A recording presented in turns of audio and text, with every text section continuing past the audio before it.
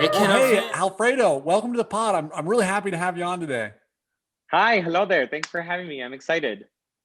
Yeah, you know, I've been really thinking about and wanting to have a dreamer on the one of these episodes because it's one of those things with it. I've heard a lot about dreamers, and there's been a lot of talk in the government in 2018. There was a big government shutdown. One of the big bills, the things that was trying to be pushed was some legislation that made it permanent status for dreamers. And the whole time I was rooting for the dreamers. I was like, yeah, but I actually didn't know anyone and I'd never actually had a conversation. So it was all kind of in the abstract for me. So I'm really excited to have you on today. So you can tell me what this whole experience has been like for you. Oh yeah, obviously. And I think the interesting thing is my story is one of thousands. You know, there everyone has different aspects and views on it and how it's affected them differently. So I'm glad that you have me on to show what I've experienced and my personal experiences through it. I feel like I'm one of the lucky ones out of the many bunches. My experience is a little bit different than most, but I'm happy to share and educate and share my life with you guys. Absolutely. So take us back to the beginning. How did your family end up coming over to the States and what time frame was it? Yeah, you bet. Time frame. Oh man, I'm the worst at math, but time frame. I feel like I am a U.S. citizen. I feel like this is my home and this is all I've ever known. So to even think about or fathom the fact that this is not my home and this is where I'm not from is crazy and mind blowing.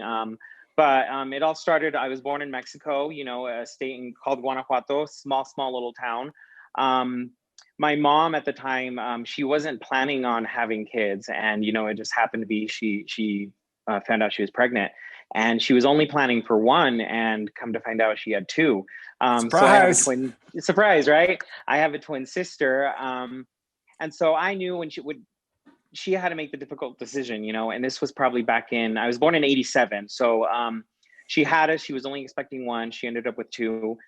She grew up in a hard life. She had a hard life. It was very difficult for her to have any kind of education, um, a meal, let alone an education, so it was borderline poverty. And so she always told herself, I will be danged if my kids will go through this.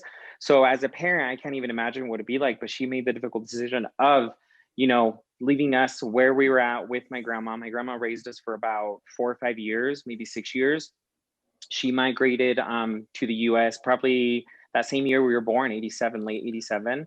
Whoa. Um, So your mom decides, having grown up in poverty and having really difficult life, that she wants better for her kids. And Absolutely, yeah. and in order to make that happen, she felt like the only way she could do it was to leave you guys with grandma and migrate to the States. That's what happened.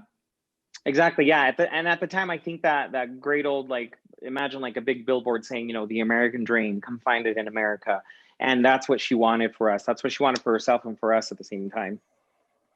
I mean, I that is so hard to fathom, Hmm. and really it's a selfless act because kids are, I have a couple of kids, and I want the best for them too.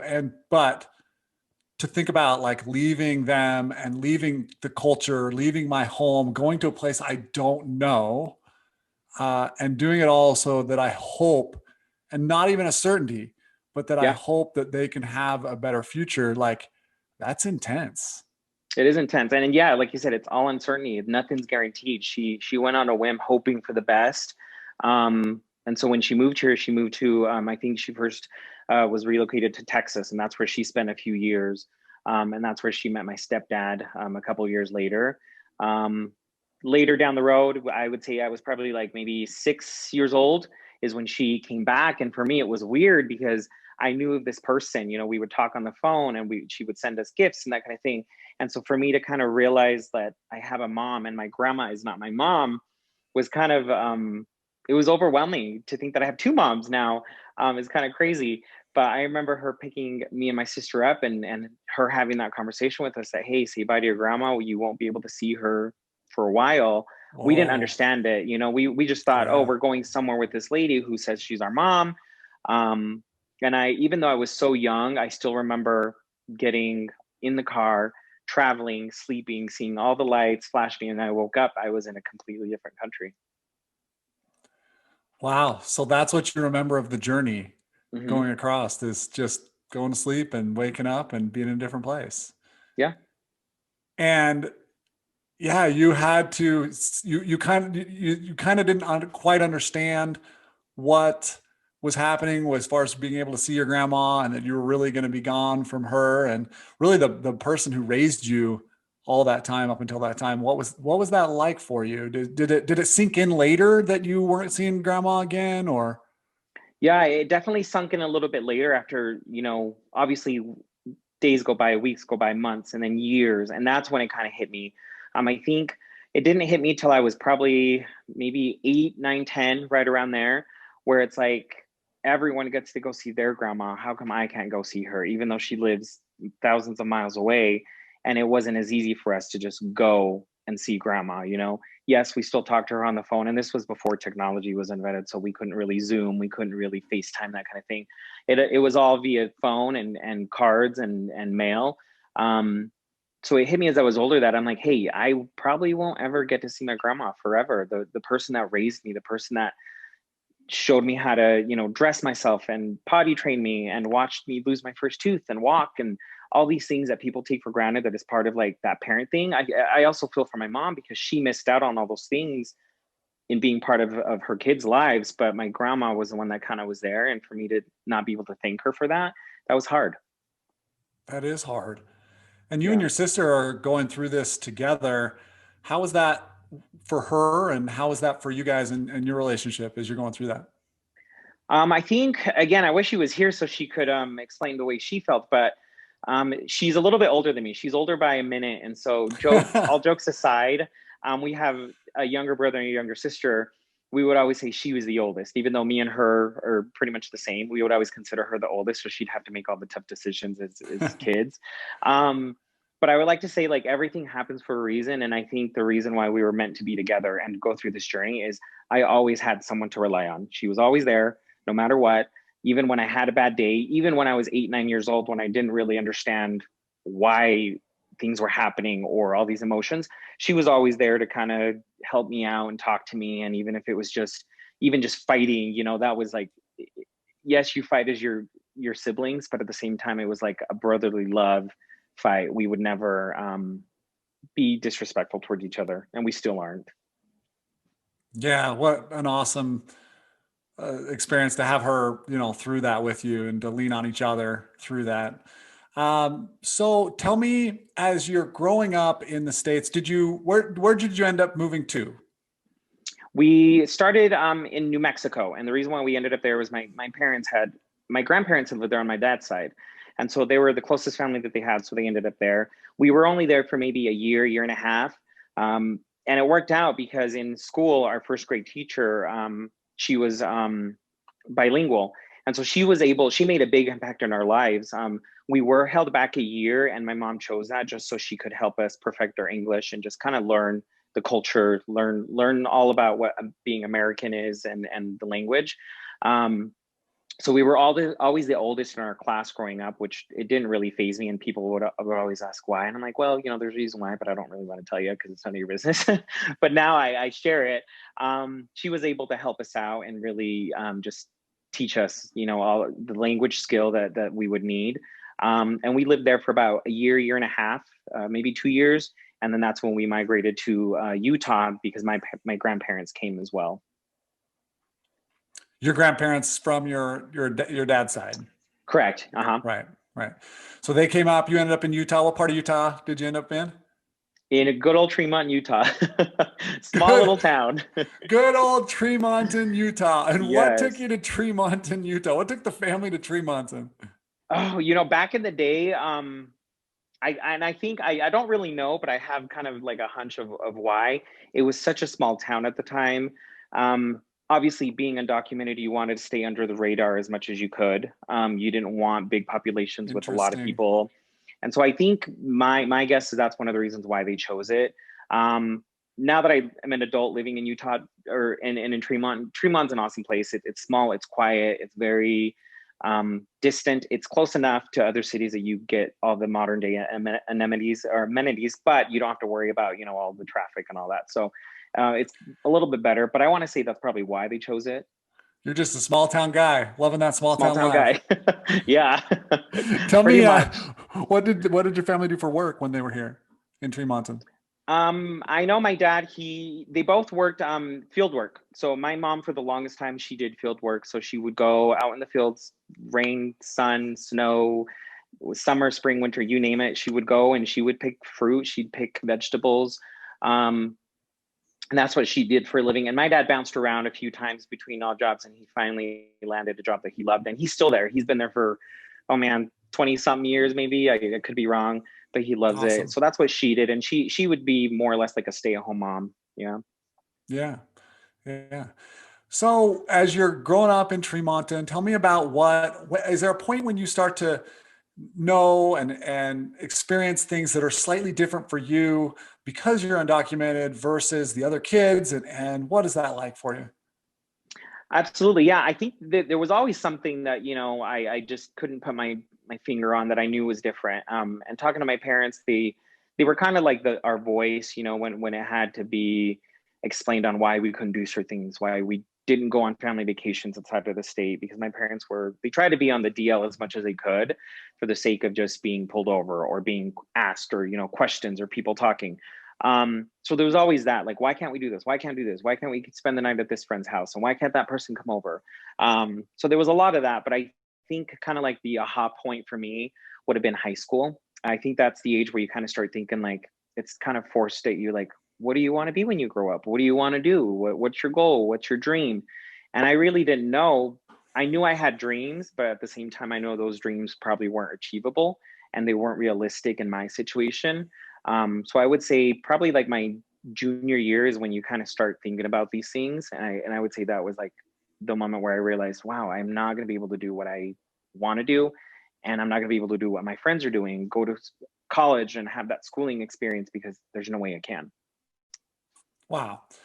Yeah, I want to catch up to that college experience, and you're having a hard time and not being able to fulfill that. But I also wanted to go back and think just a minute about what that was like when you were a kid, because you talked just a little bit. Your parents were really cautious Mm-hmm. because there's always this threat looming over you of the family possibly having to be deported. Yep. And so it sounds like you felt like there was a lot of missed opportunities. They were cautious. They didn't let you go places or do things because there's always this kind of looming threat. Did you feel that day by day, or was that just something that your parents kind of shouldered the burden of? They, in my younger years, they definitely shouldered the burden of it. Again, we kind of went to them for questions. We went to them for answers. As I got older, I kind of realized, well, I'm not gonna have my parents with me my whole life. I'm gonna grow up and I'm gonna have my own voice. And so at the same time, it wasn't like a day-to-day concern that I would have. It was more or less like probably when I was a little bit older and I started thinking about driving. My parents every day, when me and my sister would get in the car, they would say, hey, remember, don't speed, don't get a ticket, because you're not in the same position as other teenagers. If you get pulled over, it's bad news for you. And so that was always constantly fearful, going the speed limit, and if there's a cop, or who's going to ask, or how many people can I have in the car? Are you wearing your seatbelt? Little things like that most people, is just kind of like for us, it was a big deal, and we actually thought heavily into it. Oh man, I got like 6 speeding tickets in my teenage years. I think I got my license suspended. Like, getting pulled over for me was just a regular old thing, Right. And then for you, it's like no big deal. Like, you get suspended. Totally. Oh well, you get it again. But for someone in my position, that could mean you losing your driver's license forever.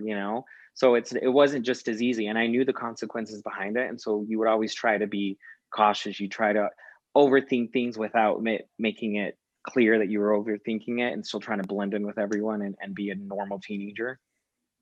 Yeah. And so you're in school. How was high school for you? Um, were you a good student? Was school hard for you? What were you like in school? I would like to say I was a good student. I think me and my sister both in growing up, and again, being cautious, and my parents always taught us to work hard for what you want. Things aren't always going to come to you. Nothing's going to be handed to you. You're going to have to work really hard for it. So I think because of that, we were great students.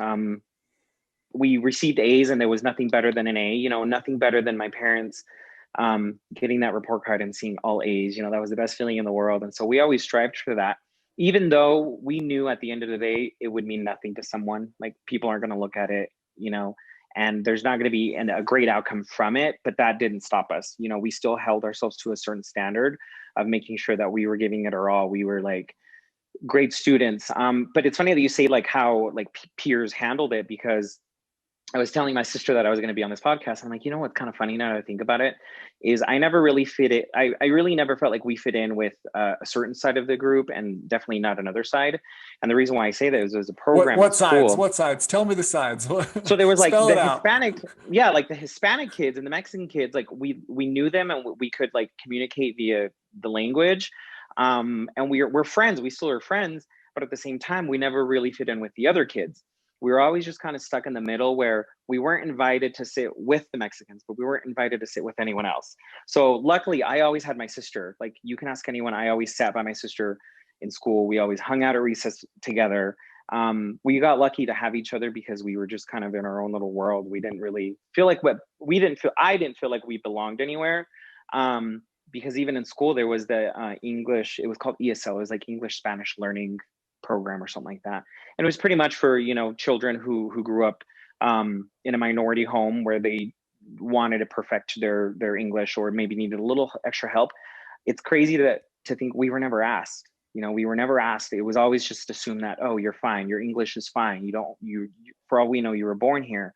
So it was, and it kind of hurt not being asked to be in that group, because all our Hispanic friends were in that group and we wanted to be part of it. And you would hear them talk about, we did this and we did this today and we're going to do this. And I'm like, oh, I want to do that. I want to be part of that. But we couldn't because we were never asked. Interesting. I'm trying to think about this dynamic. And so it's kind of like there's, the other Hispanic kids that probably came to the States a little bit later. Their English is not as well established.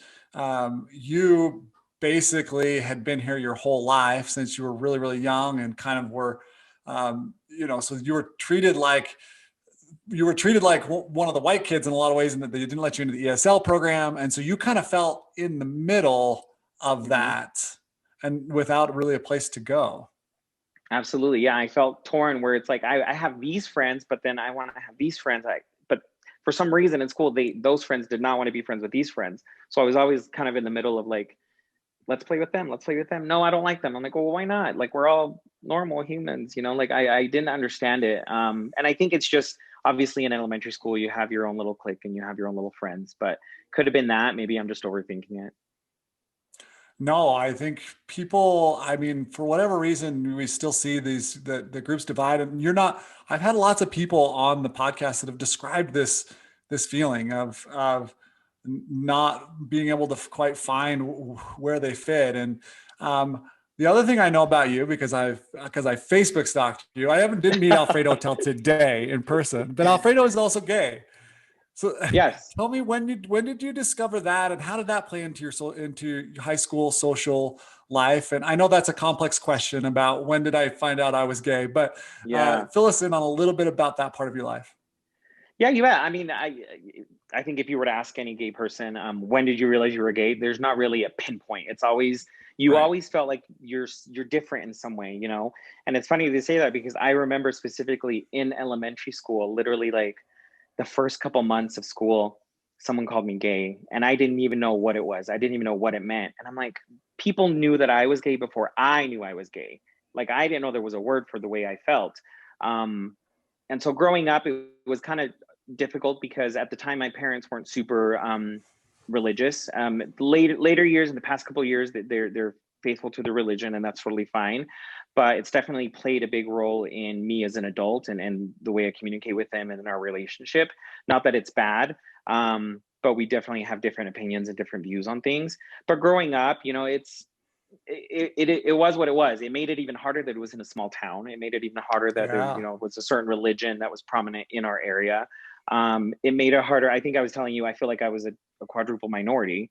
Because even when I was little, if you guys didn't know, I'm vegetarian.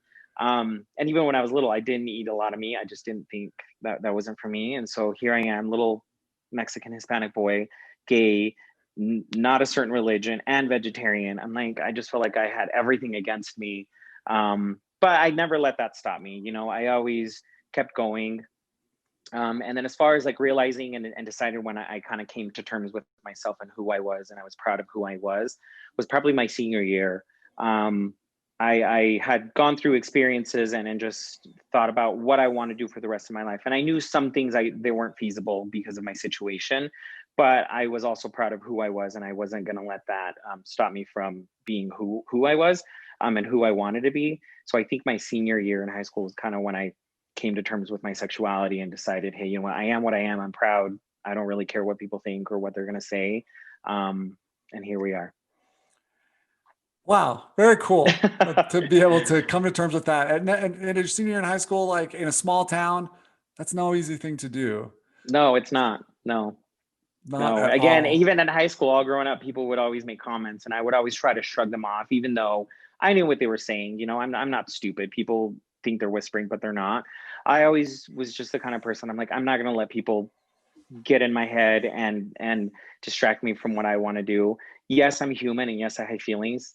Sometimes it did hurt, and there's many times where even as a grown teenager, I would go home crying. But it's part of life, and it made me who I am today, and I wouldn't trade those experiences. Yeah. Now, you are growing up, and when you're growing up, do you think about a path to citizenship for you? And for someone who's undocumented, a lot of times that's probably marriage, right? And that Yeah. marriage could possibly be a path to citizenship. Did Hmm. you contemplate that and how that actually wasn't a path for you at some point? Because this is gay marriage is not legal at this time, and so did you think about that?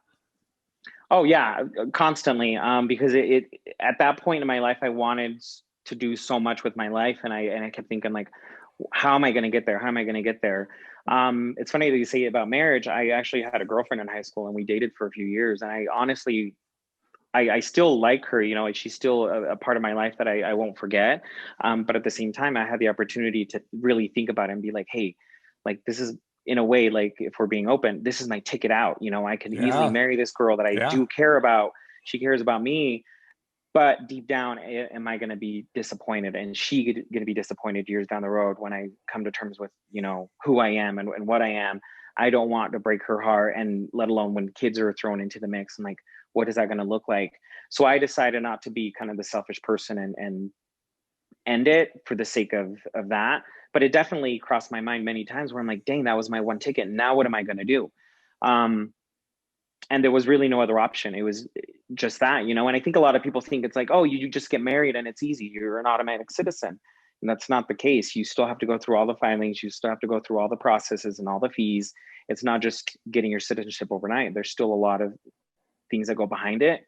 And I think for me, as of lately, even though I'm married now and I have been for a while,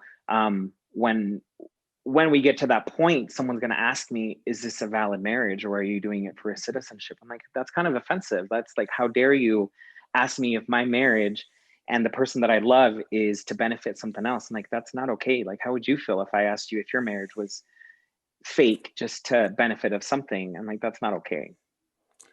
yeah. Wow. I mean, to be in that moment and realize that marrying someone who you aren't necessarily in love with, it's Mhm. particularly in that way, and to know that that could be your ticket and to all of your dreams. Because you talked earlier about how college, you didn't feel like that was in the cards for you. Why was that the case, that you're getting good grades in high school, you're doing awesome, but you know that the reality is that college is not an option for you? Yeah. Well, I know, like, again, back in high school, my parents were hardworking and we never went without. Like, I have to compliment them tremendously. We always had food on the table. We always had toys, and we always had clothing on our backs, and we always did fun activities as a family. But at the same time, I knew the financial situation. they would always say, hey, if you have a dream, you go for it. If we will make it happen for you. But at the same time, I didn't want them to break their backs doing it just for me, you know. And this is just my opinion, not even my sister's, it's just mine. And so going into it, I knew that I wouldn't be able to afford college because I couldn't work. There's no way I could get financial aid because you need to be a citizen and provide proper documentation and all that. Right. There's no way I can provide that. So I was either like damned if I did and damned if I didn't. There's no way there was no. And so in college, when our counselors would sit me and my sister down and say, hey, you have great grades and you're a star student and you're on the honor roll and teachers speak so highly of you and you have perfect attendance, give me one good reason why you can't pick a college full ride scholarship. I felt embarrassed because I had to play stupid. I felt like I had to Oh man. I had to show them that it wasn't for me. I'm not a school kind of guy. I have bigger dreams. I want to work. I want to save money. But little did they know that I had the dream to go to school. I wanted a scholarship. I wanted to go and change the world little by little, but that wasn't an option for me. And it sucked. It really sucked to sit there in front of an adult who had all this trust and encouragement and nothing but nice things to say. And for me to sit there as a teenager and just look down and just not even know what to think, not even know what to say. I just stood quiet. And they always say, well, you're shy. You're shy. I'm not shy. I just didn't know what to say. Wow, that's really hard. You know, it's not like somebody that comes, a citizen that comes from a family that doesn't have money, they can figure out a way to go to college, right? I Mm-hmm. mean, I got federal grants, Pell grants, that paid for a lot of my undergrad. I got student loans, you know, that enabled me to go to college, and those sort of things are just simply not an option. And it's not like college is too expensive to even Mm-hmm. think about getting through without those options, for a family that has just, you know, just their first generation family in the States. You just don't have wealth. It's, you know, Yeah, so and money makes the world go round. At that point, I knew my parents weren't financially stable to send one, let alone two. Um, and I just knew I couldn't do it. And so I quickly, like, I didn't hype myself up in wanting to go to college or wanting to experience it because I knew it was not going to be a possibility.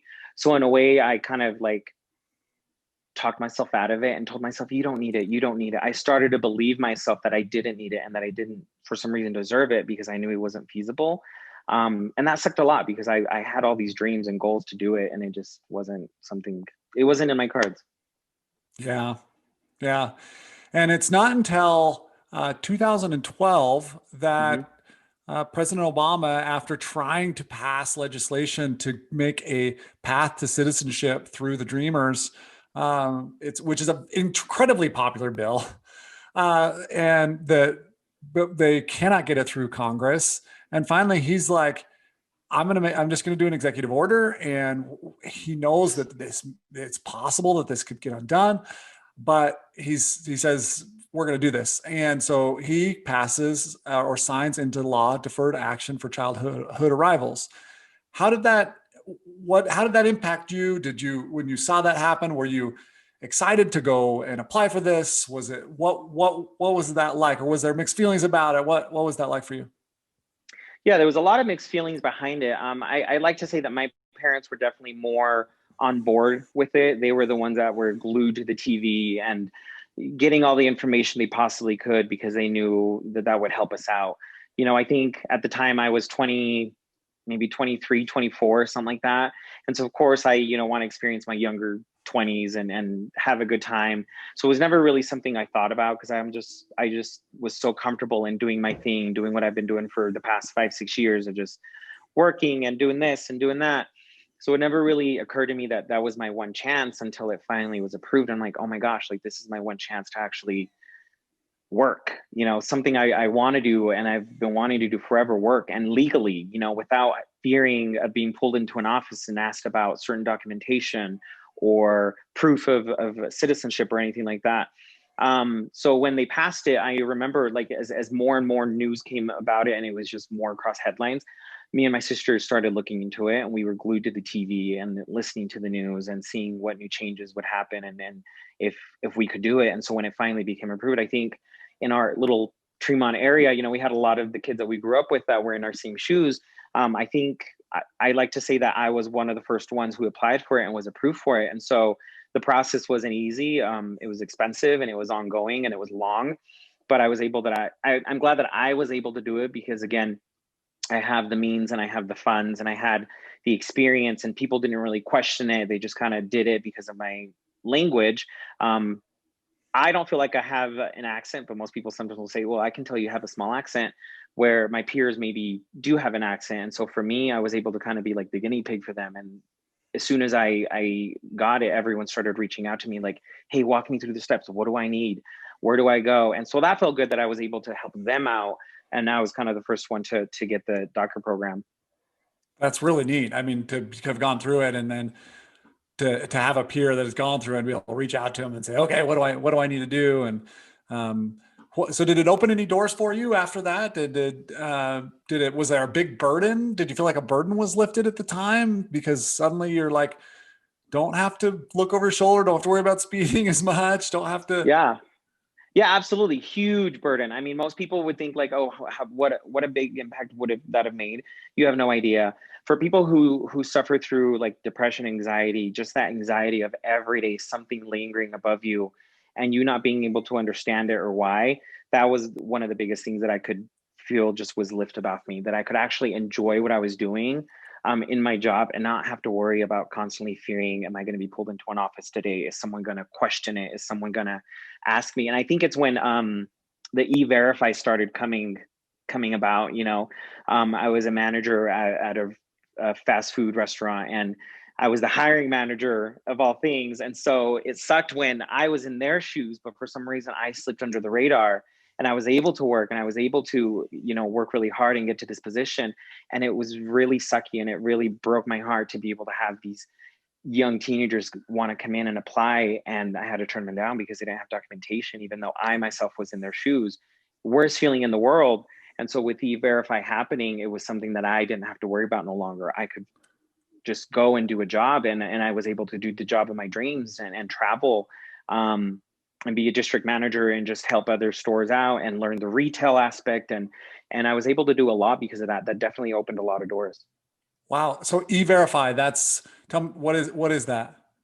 E-Verify is a system that the companies use. So a lot of companies, businesses now, where basically you have to provide certain documentation when you are hired onto work.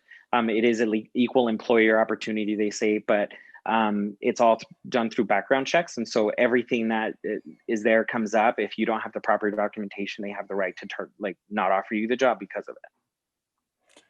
Wow. So you're a manager and having to turn away kids that are in your same shoes. That's got to be pretty heavy. And yeah, what a burden to be lifted under when DACA gets passed.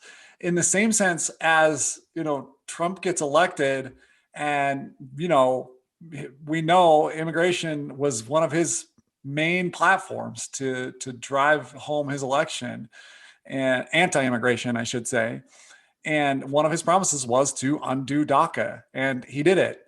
When that happened, we know, fast forward, that the Supreme Court at least paused it for a time, so that you and other people like you who gone through and received their DACA status aren't getting deported. But what was it like in that moment when he undid it, and for you and for your friends and people that had gone through the same thing? It was discouraging. It was really discouraging.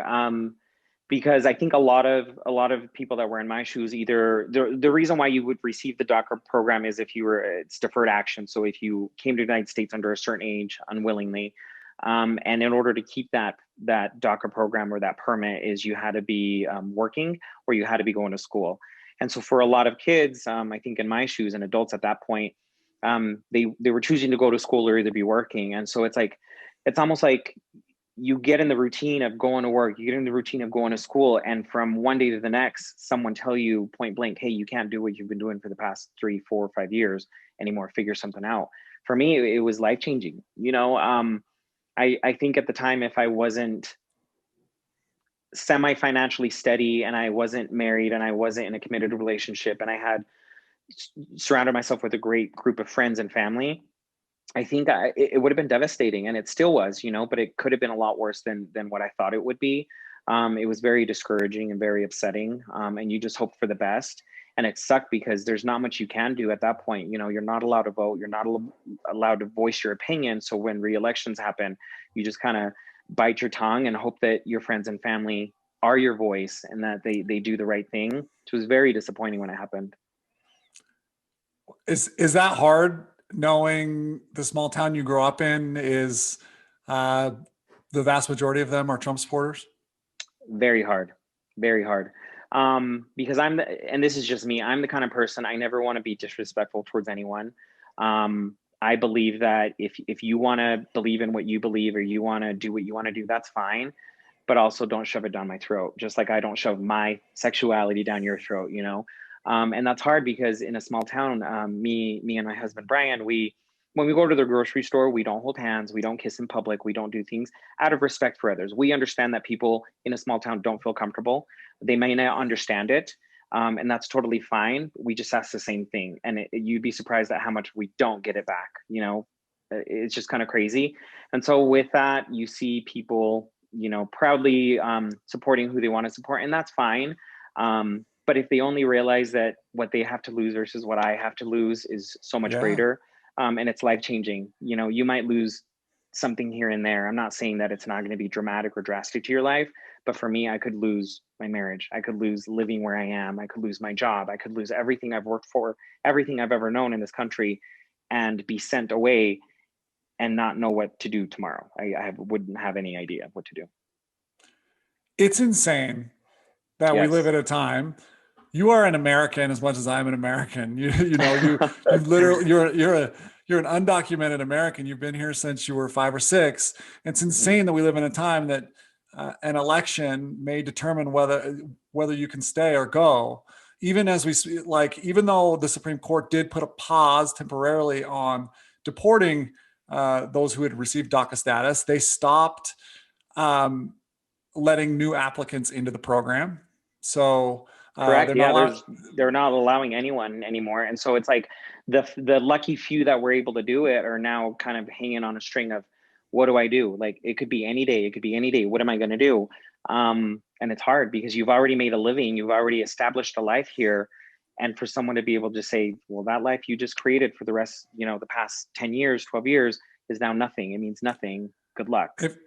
I also read that they limit, you're not really allowed to travel back to Mexico. You're not allowed to go home.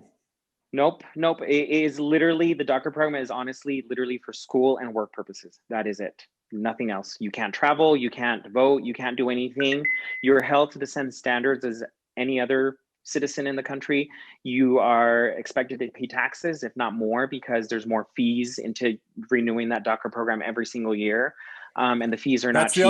That's the other thing that Trump changed. It used to be a 2-year renewal. He dumped it down to a 1-year renewal, which effectively doubles the fees on a population that's already probably on average struggling. Yeah, and you think of all those college students who are on the DACA program, who their sole responsibility is to go to school. They barely have time to work a part-time job. How are they to pay for all these fees? There's no way. They make it very hard for people who have a dream to have that dream. Yeah. Wow. And I think I read it somehow we're in the neighborhood of 650,000 people that are currently on the program. And these are all human lives, and people just like Alfredo sitting here, who is just awesome and hardworking, and our country benefits from having Alfredo in it and people like you in it. We need to be fighting for people like you. Tell me, so you're married now, and are you trying to get citizenship through your marriage? I am, yes. Again, I hope the day comes that I don't have to worry about that DACA program, but I'm also realistic, and I'm also proactive about the situation. And so currently I'm in the process of becoming a citizen through the help of the sponsorship through my husband, which again is another thing that scares me, because if a certain person is elected, that kind of throws out the gay rights and everything that we don't necessarily have the same rights as everyone else. And so it's almost like a ticking time bomb. But with Wow. COVID, everything is delayed and everything is closed and it's only by appointment. And so it makes it even harder. So it's almost like the perfect storm, and it's not a good storm. It's like not a beautiful storm. It's very, very hard to get everything lined up and ready. But, you know, again, I'm living every single day optimistically, and I'm not going to let anything or anyone stop me from living my life and pursuing a dream just like everyone else would be. So even the Supreme Court nominations that have happened, Amy Coney Barrett, Brett Kavanaugh, Neil Gorsuch, those three conservative Supreme Court justices, you're right. We don't know what gay marriage looks like in the future. That could be on the line. That could be on the ballot. And that means your path to citizenship as well. I hadn't really even thought about that. Yeah, I always try not to think about it, but I'm like, I literally am screwed either way. Like there's no way out of it, but I'm not going to let that get to me. You just got to stay optimistic, and there's always a way. Where there's a will, there's a way, and my will is very big. So I'll get there. We'll get there. Well, by the time this airs, the election will be over. But all of our listeners need to keep being proactive in politics, because awesome people like Alfredo's lives are hang in the balance. And so, yeah, I mean, thanks so much for coming on and sharing this story. I've learned a lot about you and about Dreamers, and just really, I know that in the future, if we can expand rights for people like you, create paths to citizenship, our country will be better. We are a great melting pot, and if we can come together and realize that immigration is by far in our country's history a net positive. It is what has driven us and our economy and our culture, and is this great melting pot that it is. We're a nation of immigrants. And so, yeah, thanks for driving that home for us today. Yeah, absolutely. My pleasure. And again, thank you for having me. Again, like you said, the podcast will probably air way past the election, but it's just food for thought. Food for thought that even if it's just one person, you can make a difference. Get educated and just submerge yourself in knowing all about what's at stake for others. Because I think that's the beautiful thing about this country is the justice for all. I think we've lost vision on that. I think it's always lately been what's in it for me, what's in it for me. When humanity stops fighting for each other, I think that's when we lose our humanity. I'm not saying that I'm here to change the world. I'm not saying that I'm going to create magical things, but I definitely share and contribute to the nation as much as anyone else, you know. And I think the reason why they're here is the pure luck that they were born here. That's about it. And I want to have the same opportunities as everyone else. Thank you so much for sharing that story. You are making a difference. Sharing this story makes a difference. Really appreciate that, Alfredo. Thanks. Absolutely. You're welcome. My pleasure. He told me around here that's a lot of fiddle. I troll in the block, I swear it's hard, not the middle. Or that was just a peek at what the next man doing. The situation report. Community Spread is a Deep State Media production. It's produced by me, Kevin Lundell, and directed and edited by Dan Martinez.